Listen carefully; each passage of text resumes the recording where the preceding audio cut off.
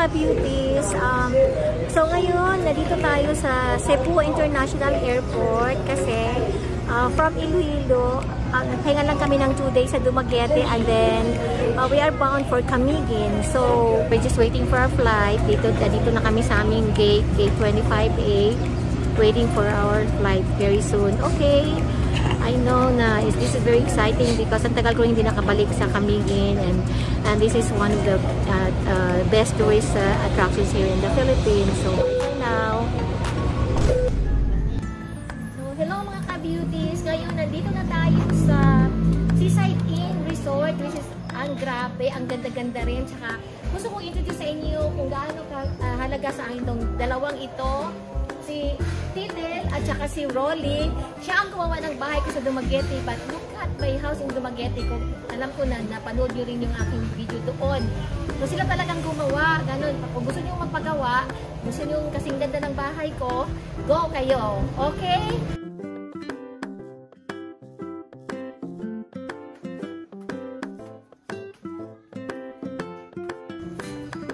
So ngayon, nandito na tayo sa aming room.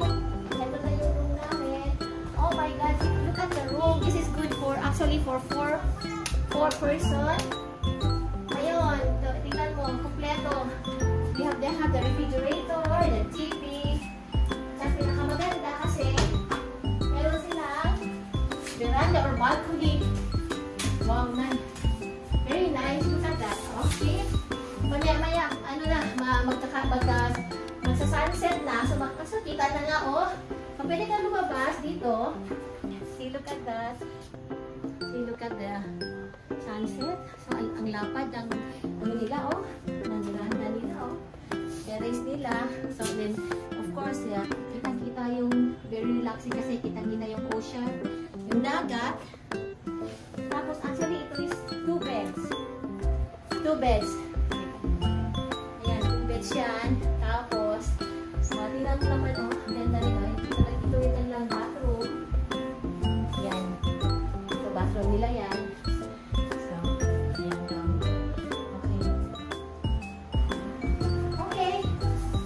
Bye for now. So, mga ka-beauties, nandito tayo ngayon sa Bahrain na malapit sa bahay ng kapatid ko na si Bebot. So, kasi lahat ng tao pupunta dito kasi ang ganda ng ano nila, ng sunset. And it's really the sunset nila.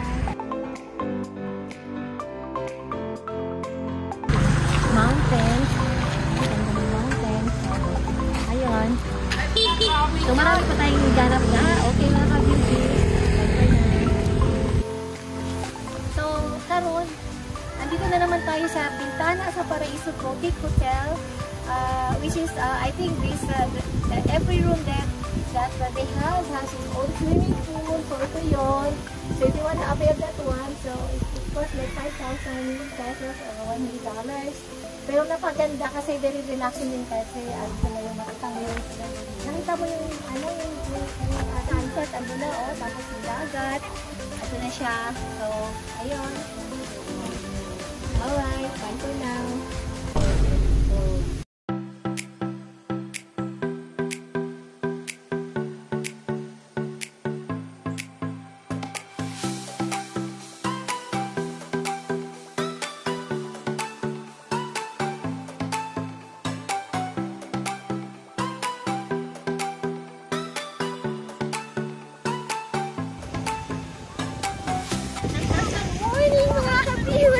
Ano kayo? Welcome to White Island here in Camiguin. You know what? This is one of the tourist attraction here. Everybody comes here. Kasi tingnan ko naman kung gaano ka-white yung mga sand nila. So, nandito kami ngayon. So, we're enjoying the scenic view or the yung dagat and everything.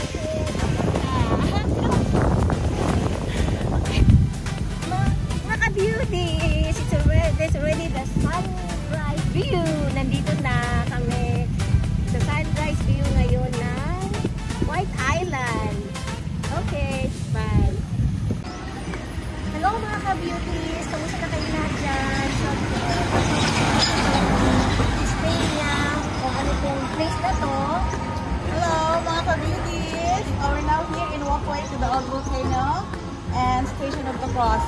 Every Holy Week, maraming guests na dumadayo dito, iba't ibang lugar, Manila, sa Luzon at sa Visayas para lang pumunta dito. So, see you here this coming Holy Week. Yeah. Tapos, kailangan umakyat ka doon kasi nandun sa pinakataas doon talaga doon hanggang sa pinaka-tutok ng station. So, parang you have to sacrifice. That's, you know the term. Okay? Bye for now. So, mga ka-beauties, dito tayo ngayon sa Sunken Cemetery because of the year 1938. There was a volcanic eruption. So, kaya yung lahat ng mga nitso, mga camp dito, kita mo yan. Pag magkalayo daw dyan, makikita mo marami talagang nakalibing dyan. So, ngayon nagiging dagat na siya. So, this is also one of the highlights here in Camiguin. Okay.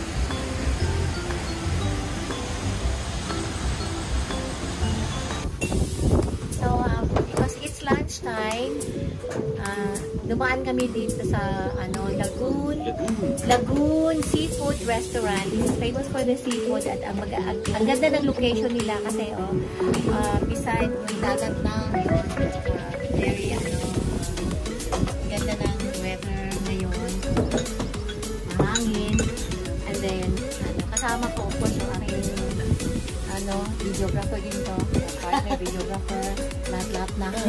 Si Bebo, Jeff ko yung aking sister. Si Michael, yun yung nag-drive sa amin kasi nag-tour kami dito sa Camiguin. And then of course, my lovely niece, hello, Debbie, and si kita po yung musa, Lulong, pakita mo siya. And then this will be our food for today. So, yan. Okay. Okay na. So, mga ka-beauties, nandito na naman tayo sa Katibawasan Falls. Yung pinakamatagal na falls na dito at saka the tourist attraction dito sa Camiguin Island, sa Camiguin. So, ito na yung makikita nyo. Okay, there you go. Okay. So, mga ka-beauties, ito ngayon yung pasalubong sa Camiguin. Bale, ito yung mga souvenir store ng aking first cousin na si Wincy Winson. Ito ngayon yung store niya. So, ito yung mga product niya. Ito yung store niya. Ito yan. And then, dito rin, marami din kayong choices na makikita. And then, of course, yung may nakita na kaming t-shirt. Yan. So, dumi.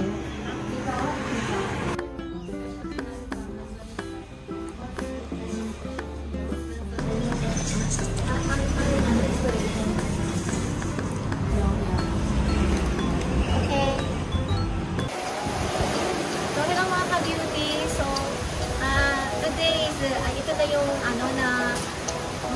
will be our departure back to Cebu. Pero dumaan muna kami dito sa Volcan Beach Resort kasi dito nag-work yung aking pamangkin na si Debbie. Bali siya ang chef ko. So marami din talaga ang mga guests nila. Marami nag-check-in. So ito yung pinaka-villa nila. So I'll show it to you. Overlooking siya sa... Ayan, tingnan mo dito.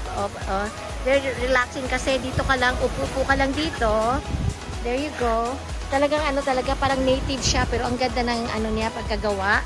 So, tas meron silang ang ganda pwede ka dito magdayon.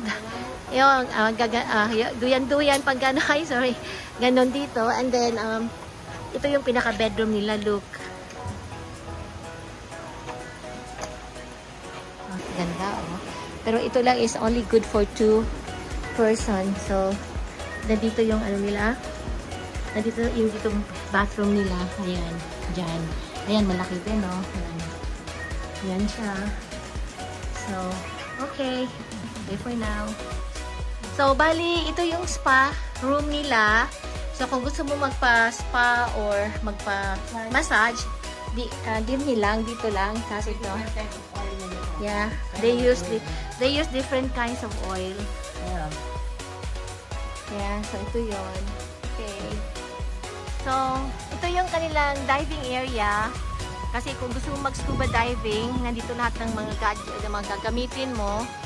Ayun, nandyan, oh. Okay. So, bali, ito yung restaurant nila. So, they serve different kinds of food. Ito yun, oh. Yeah, they serve different kinds of food. So, if you wanna eat, and then, so mag wine, dito yon. So, ito yung menu nila. There. Okay. Order your in advance and give us a drink for free. Okay, that's good.